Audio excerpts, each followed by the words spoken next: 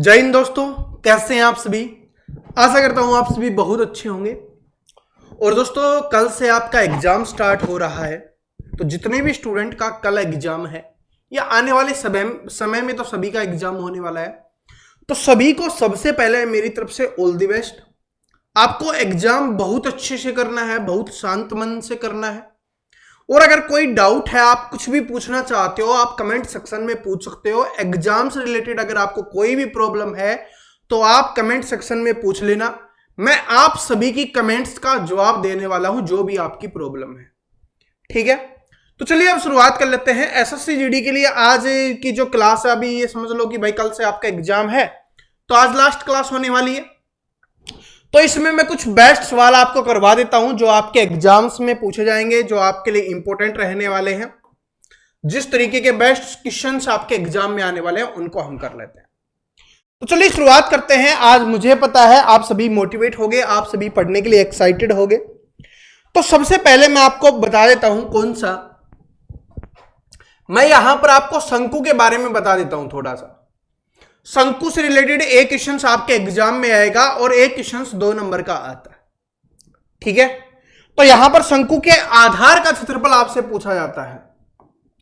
शंकु के आधार का क्षेत्रफल, इनको बस याद कर लो, फिर आपको कोई प्रॉब्लम नहीं रहेगी। डायरेक्ट यहीं से क्वेश्चंस आएंगे, बाकी और कुछ नहीं आता। मैं एक क्वेश्चन सोल्व करवाऊंगा जिसमें सब कुछ पूछा जाता है। जब भी शंकु के आधार का क्षेत्रफल पूछे तो वो क्या निकालना है, अपने को पाई आर स्क्वायर से निकालना है। और पाई का मान 22/7 ही हमें लेना है, जब तक हमें और कुछ लेने के लिए ना बोला जाए।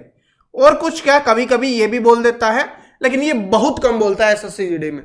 22/7 ही है वो आपका आता है, तो 22/7 ही अपने को लेना है और बाकी सेम है, कोई दिक्कत नहीं है। इसके बाद जो आपसे पूछा जाता है, शंकु का वक्र पृष्ठीय क्षेत्रफल पूछा जाता है। वक्र पृष्ठीय क्षेत्रफल आपसे पूछेगा। तो वक्र पृष्ठीय क्षेत्रफल क्या होता है, वो होता है पाई आर एल। आर आप सभी जानते हो क्या होता है, रेडियस होता है, त्रिज्या होती है। और एल क्या होता है, एल इसमें तिर्यक ऊंचाई होती है। क्या होती है, तिर्यक ऊंचाई होती है यहां पर एल।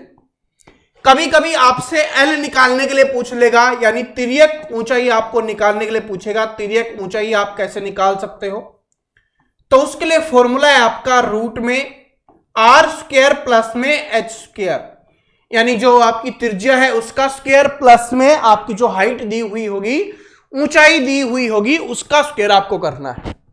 तो ये आपसे पूछता है। इसके अलावा आपसे और पूछ ले जाता है शंकु का संपूर्ण पृष्ठीय क्षेत्रफल। संपूर्ण पृष्ठीय क्षेत्रफल, ठीक है, ये भी आपसे पूछ लेता है संपूर्ण पृष्ठीय क्षेत्रफल। ये आपका क्या हो जाएगा, ये हो जाएगा आपका pi R R plus L. Pi R L plus R आप इसको लिख सकते हो। ये कहां से बना, ये आपके पाई आर एल प्लस में पाई आर स्क्वायर से बनता है, जिसमें पाई आर हमने कॉमन ले लिया और एल और आर बच जाता है। तब ये डायरेक्ट ये याद कर लो बस, ठीक है, जिसमें वक्र पृष्ठीय क्षेत्रफल और आधार का क्षेत्रफल को जोड़ के लिखा जाता है। तो पाई आर एल प्लस आर या आर प्लस एल कुछ भी लिख लो, क्योंकि जोड़ के ही लिखना होता है, क्या फर्क पड़ता है। बात समझ में आ गया, तो इतना आप याद कर लो। यहां से एक क्वेश्चन आपके एग्जाम में पक्का आने वाला, 100% आने वाला है इसी से।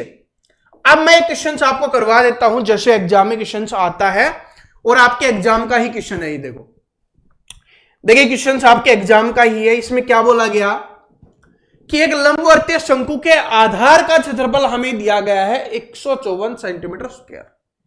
आधार का क्षेत्रफल दिया गया है, तो यानी पाई आर स्क्वायर का मान हमें दिया गया है। और वो कितना दिया गया है दोस्तों, 154 दिया गया है। यहां से हम आर की वैल्यू निकाल लेते हैं। तो आर स्क्वायर निकालेंगे तो क्या हो जाएगा, 154 और पाई बटे में चला जाएगा तो 22/7। 22/7 कितने में जाएगा, ये 7 पे चला जाएगा। ठीक है, तो आर का मान क्या आ जाएगा, आर का मान आ जाएगा 7, क्योंकि यहां से 49 और आर निकालेंगे तो 7 आ जाएगा। आर का मान क्या आ गया, 7 आ गया। रेडियस आपकी 7 आ गई। आगे बोला गया यदि उसकी ऊंचाई कितनी है, 24 सेंटीमीटर है, यानी एच का मान भी आपको दिया गया है। और वो कितना दिया गया है, 24 सेंटीमीटर ये दिया गया है। इसके बाद क्या पूछा है, इसका वक्र पृष्ठीय क्षेत्रफल हमें ज्ञात करना है। वक्र पृष्ठ क्षेत्रफल क्या होता है? पाई आर एल होता है, अभी हमने देखा था। पाई का मान हमारे पास है, वो तो 22/7 है ही। आर का मान हमारे पास है जो हमने अभी निकाला है 7, लेकिन एल का मान हमारे पास नहीं है, तो एल का मान हमें निकालना पड़ेगा।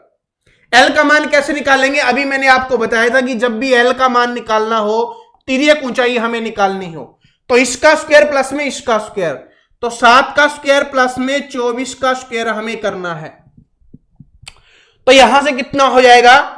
यहां से हो जाएगा 7 का स्क्वायर कितना होता है? 49 होता है, 576 हो जाएगा 24 का। ठीक है, 576। अब इन दोनों को जोड़ेंगे तो कितना बन जाएगा? ये 625 बन जाएगा अपना। कितना बन जाएगा? 625। और 625 किसका होता है? 25 का होता है। तो इसका मतलब एल का मान कितना निकल के आ गया? अपना 25 निकल के आ गया। ठीक है, कितना निकल के आ गया? यहां से 25 अपना निकल के आ गया है। अब एल का मान आ गया तो आराम से निकाल दो। 22/7 है, आर का मान कितना था? अपना 7 था, और एल का मान कितना आ गया? 25। 7 से 7 कैंसिल हो गया, 22 गुना 25 करो, कितना आ जाएगा? तो 22 गुना 25 करेंगे, करके देख लो भाई, 550। Option number B correct answer हो जाएगा। बी तो दिया ही हुआ है, 550 हो जाएगा, क्योंकि 25 को 20 से करते 500 हो जाता, और 25 को 2 से करते 50 हो जाता, 550 हो जाएगा। इस तरीके से अपने को करना है, और सब कुछ मैंने इसमें रिवीजन करवा दिया है एक ही क्वेश्चन से। ये अगर पूछा जाए सबसे बेस्ट क्वेश्चन यही है, इसमें सब कुछ हो गया। हमने तिर्यक ऊंचाई निकालना सीख लिया, वक्र पृष्ठ क्षेत्रफल निकालना सीख लिया हमने इसमें। ठीक है, आधार का क्षेत्रफल हमने सीख लिया, और अगर संपूर्ण पूछेगा तो बस इन दोनों को जोड़ना होता है, बाकी कुछ नहीं है। ठीक है, तो यहां से एक क्वेश्चन आता है। चलो अब अगले क्वेश्चन पे चलते हैं। अगला क्वेश्चन देखिए क्या है आपका, कि 40,000 की राशि पर 2 वर्षों में मिले चक्रवृद्धि ब्याज और साधारण ब्याज के बीच का अंतर 324 दिया गया है, वार्षिक ब्याज दर क्या है? वैसे तो आप सभी जानते हो, ब्याज वाली क्लास में मैंने बिल्कुल बेसिक से ही आपको समझा दिया है, लेकिन आज मैं आपको एग्जाम के तरीके से बता देता हूं एग्जाम में कैसे करना है। देखिए, मैंने आपको समझाया था कि 2 साल के ब्याज में अंतर कौन सा होता है भाई? पहले साल के ब्याज पे ब्याज जो ये वाला होता है वो अंतर होता है। यह हमें यहां पर दिया गया है, कितना है? 40,000 है। लिखने की आवश्यकता नहीं है, बस समझा रहा हूं आपको एक बार, आपको कैसे करना है।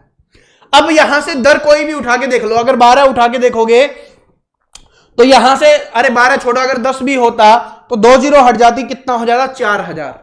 4,000 का 400 होता, ये हमारा 400 से कम है, तो इसका मतलब ये आंसर नहीं हो सकता। उसके बाद ये वाला देखो, 9%।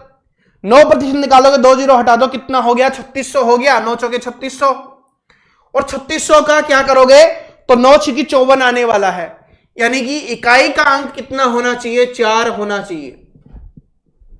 इकाई का अंक कितना होना चाहिए? 4 होना चाहिए। यहां पर 36 नामा कितना होता है? 324 होता है। अरे ऐसे करके देख लो, 36 नामा कितना होता है? 9 छिकी 54, 27 और 5 कितना हो गया? 32 हो गया। 324 होता है, वही आपका आंसर हो गया। तो इसलिए नो आंसर। बाकी कुछ करने की आवश्यकता नहीं है, ये भी लिखने की आवश्यकता नहीं है, बस डायरेक्ट ही कर देना। अगर कैलकुलेशन आपकी ठीक है तो आराम से कर लोगे, वरना बेसिक तरीका बताया हुआ है, आप उससे कर लेना। ठीक है, अब ये वाला क्वेश्चन मैंने क्यों लिया है? क्योंकि इससे आपका टाइम एंड वर्क भी रिवीजन हो जाएगा, और पाइप टंकी का भी रिवीजन हो जाएगा आपका। ये बेस्ट रिवीजन होने वाला है कि ए और बी एक खाली टंकी को 12 और 16 घंटे में भर सकते हैं। ए 12 घंटे में भर सकता है, बी है इसको 16 घंटे में भर सकता है। 48 आ गया, 4 और 3 इनका क्या आ गया? काम करने की क्षमता निकल के आ गई। दोनों पाइप एक साथ खोल दिए जाए और 3 घंटे के बाद बी को बंद किया जाए।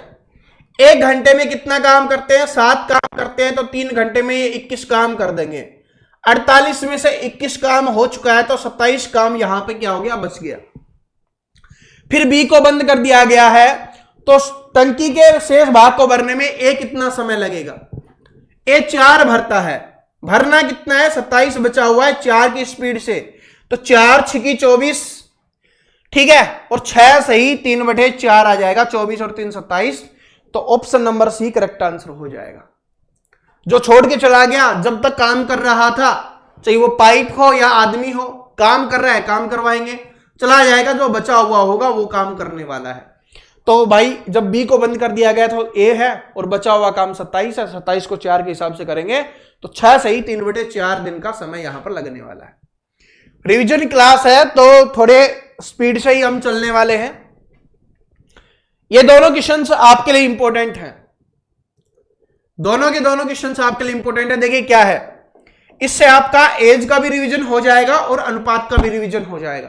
देखो क्या है कि 5 वर्ष पहले ए और बी की आयु का अनुपात 5:8 था।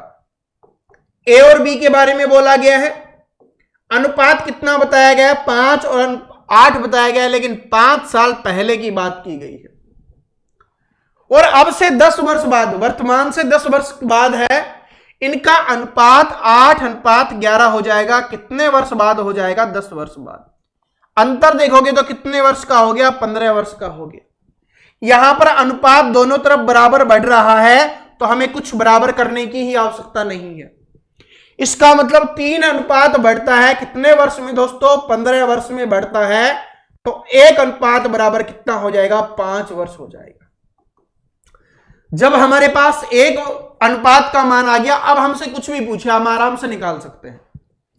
तो बी की वर्तमान आयु हमसे पूछी है तो आप इधर कर लो, 1 बराबर 5 है तो 8 बराबर कितना हो जाएगा? 40 वर्ष हो जाएगा। लेकिन ये 5 साल पहले की है, अभी वर्तमान की करोगे तो 5 इसमें जोड़ दो, 45 वर्ष आंसर हो जाएगा। अब कुछ स्टूडेंट बोलेंगे सर जी हम तो इसमें करना चाहते हैं, इसमें कर लो।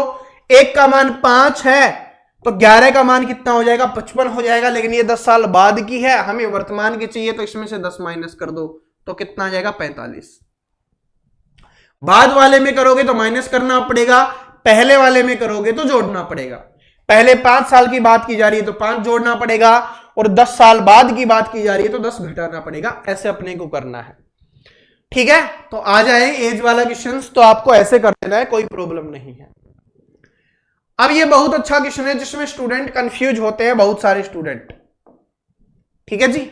और आपके एसएससी जीडी में पूछा गया ही ये क्वेश्चन मैं लेके आया हूं। 62 पुस्तकों का क्रय मूल्य है वो 50 वस्तुओं के विक्रय मूल्य के बराबर है, तो लाभ प्रतिशत ज्ञात कीजिए। अब देखो क्या है कि आपको पता है कि 62 वस्तुएं जितने रुपए में खरीदी थी उतने में 50 को बेच दिया गया। जितने में 62 वस्तुओं को खरीदा गया था उतने में 50 को बेच दिया गया। इसका मतलब लाभ हो रहा है, और कितनी वस्तुओं का लाभ हो रहा है भाई? 12 वस्तुओं का लाभ हो रहा है। अब स्टूडेंट बटे में लिखते हैं क्रय मूल्य, तो वो यहां पर 62 लिख के गलती कर देते हैं। अरे हमने बेची कितनी पुस्तकें हैं? 50 पुस्तकें बेची हैं, तो जो हमें लाभ हुआ है वो 50 पुस्तकों के ऊपर हुआ है, तो बटे में हमें 50 लिखना है और गुना में 100 हो जाएगा। 50 दूनी 100, 12 दूनी 24% आपका आंसर हो जाएगा। बटे में कौन सा लिखना है? जितनी वस्तुएं हमने बेची है, जितनी वस्तुओं को बेचने पर हमें लाभ हो रहा है। खरीद के तो गोदाम में कुछ भी भर लो, लेकिन जितना बेचा जाएगा उसी पे तो लाभ या हानि होगी, क्योंकि पता नहीं आगे वाला कैसा बिके, ठीक है। तो इसलिए 12/50 अपने को लिखना है। ये इंपॉर्टेंट क्वेश्चन था, स्टूडेंट गलतियां करते हैं, इसलिए मैंने आपको समझा दिया है। आपको इसमें गलती नहीं करनी है। मैं फिर बता रहा हूं, एग्जाम से रिलेटेड आपको कोई भी प्रॉब्लम हो आप कमेंट करके पूछ लेना, मैं आप सभी का जवाब देने वाला हूं, ठीक है। और किसी भी टॉपिक में प्रॉब्लम आ रही है तो प्लेलिस्ट अपनी बनी हुई है, प्लेलिस्ट में जाके आप उस टॉपिक को पढ़ सकते हो, उसके बाद उसमें आपको प्रॉब्लम नहीं होगी, ये बात भी याद रख लेना। लेकिन पहले ये क्लास देख लो। एक वस्तु को 25% के लाभ पर बेचा गया, यदि इसका क्रय मूल्य 20% कम होता और इसे उसी विक्रय मूल्य पर बेचा जाता तो लाभ प्रतिशत क्या होगा? बड़ा सिंपल है। एक वस्तु को 25% के लाभ पर बेचा जाता है, यानी 100 की वस्तु को 125 में बेचा जाता है। यदि इसका क्रय मूल्य है, यदि इसका क्रय मूल्य है वो 20% कम होता, तो इसका 20% कम मतलब 80 होता, और उसी विक्रय मूल्य पर बेचा जाता है 125 में ही बेचा जाता। तो बताइए इसका लाभ प्रतिशत, 80 को वस्तु को 125 में बेच रहे हैं तो 45 का लाभ हो रहा है। 45 का लाभ हो रहा है कितने पे? 80 पे। बस प्रतिशत निकाल दो, 20 चौके 80, 20 पंजे 100, ठीक है। यहां से काटो, नहीं जा रहा तो गुना कर लो, कितना आ गया? 225 बटे में 4, 4 पंजे 20, 4 6 24, 1/4 आ गया। 56 सही, 1/4 किस में है? ऑप्शन नंबर ए में दिया गया है, तो option number A correct answer हो जाएगा। अगला क्वेश्चन देखिए, टाइम एंड वर्क का है। देखिए मैं आपको बता रहा हूं लाभ और हानि और प्रतिशत से सबसे ज्यादा क्वेश्चन आने वाले हैं, इसलिए मैं लाभ और हानि के ज्यादा क्वेश्चन आपको करवा रहा हूं, क्योंकि हमेशा से यहां से ज्यादा क्वेश्चन आते हैं। एक काम, ये बहुत अच्छा क्वेश्चन है, थोड़ा सा दिमाग लगाओगे आराम से कर दोगे, वैसे कोई प्रॉब्लम नहीं होनी चाहिए आपको। अगर क्लासेज आपने देखी हुई है तो आपको कोई प्रॉब्लम नहीं होनी चाहिए। देखो क्या है, एक किसी काम को 40 दिन में कर सकता है, उसने 10 दिनों तक काम किया, फिर शेष काम को भी अकेले 45 दिन में कर सकता है। 40 दिन का काम था, 10 दिन काम किया, तो उसके 30 दिन के काम को वो 45 दिन में कर रहा है, तो पूरा काम 40 दिन का होता जिसको वो 60 दिन में कर देता। क्योंकि यहां पर 10 दिन का काम 10 काम है वो 15 दिन में कर रहा है, तो यहां पर 40 काम है वो 60 दिन में करेगा। तो इसका मतलब बी पूरे काम को कितने दिन में करेगा? 60 दिन में करेगा। अब एलसीएम निकाल लो, तो कितना आ गया? 120, 3 और 2 आ गया यहां से।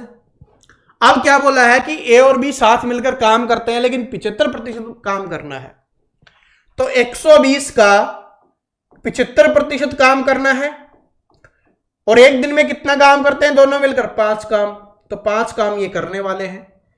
25 30 75, 25 चौके 100, 4 से काटा 30 पे, 5 से 6 पे, और 6 गुना 3 18 आपका यहां पे आंसर हो जाएगा।